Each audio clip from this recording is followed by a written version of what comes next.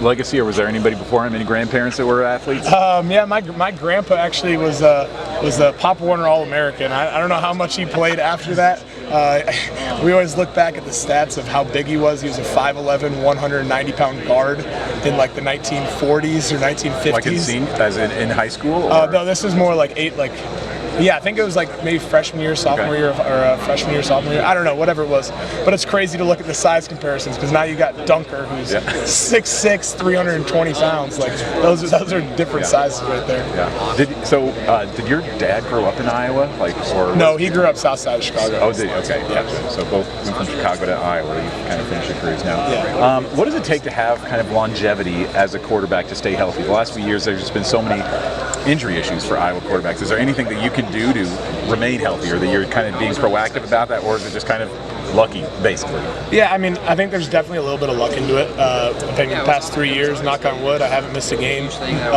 It's been really successful on that side of things, but I think it's also just making sure that we're getting into the PT room, getting into the therapy room, and almost doing prehab instead of rehab. Like you're always working on the little different mechanical things that's maybe bugging you a little bit, and it's before it gets a big deal, just kind of squashing it early, and those injuries don't end up occurring. Why was taking a bet on yourself the right decision? Go from the FCS to the FBS, where it's a whole different ballgame.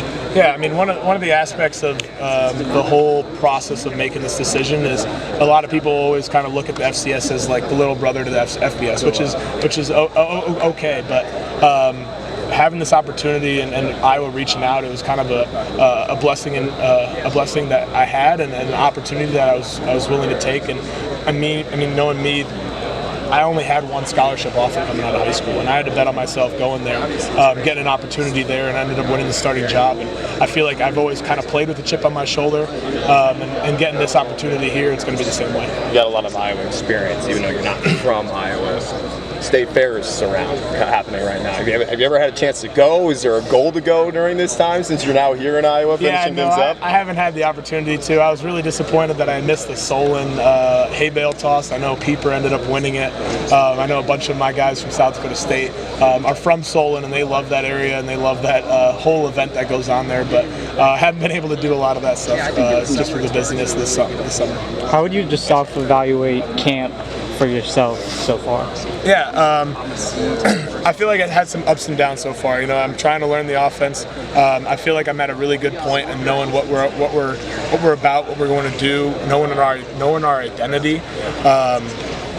But there's a lot more rooms that I can improve on, and just getting through reads quicker, and even sometimes slower. Sometimes I'm getting through reads a little too fast, and having the opportunity to process the things and see how good of a defense that we have, and being able to have some success against the defense makes me feel good, makes the offense feel good, and just being able to continuously improve every single day, and that's what I feel like I'm doing, and that's what I feel like this entire offense as a whole has been doing, which has been great to see. There's clips of you with the deep passes to Reese on social media. Obviously, can you just walk us through kind of those two plays?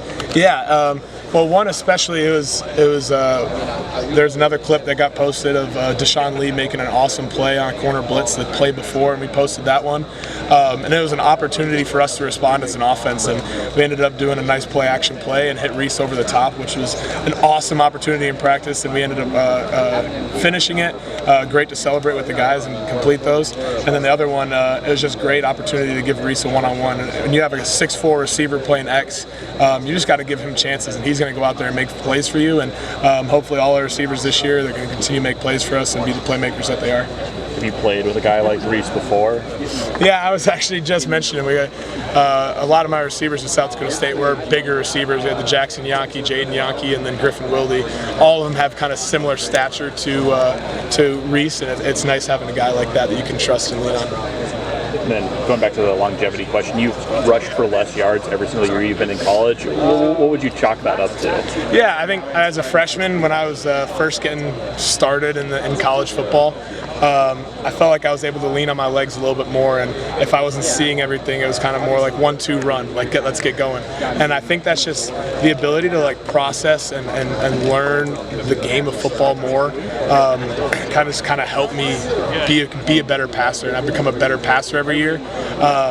and it may not reflect in like the yards passing wise, but that's why I probably haven't been running as much and just haven't had the yards as much as well.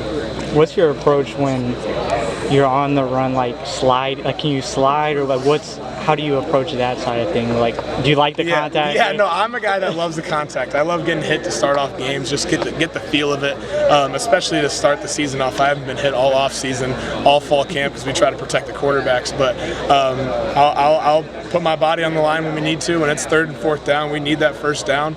I'll go out there and get it. But if it's already a run that I've gotten a good amount of yards, 20 yards down the field, I'll take the slides, take the yards, take the hits off the body as much as I can.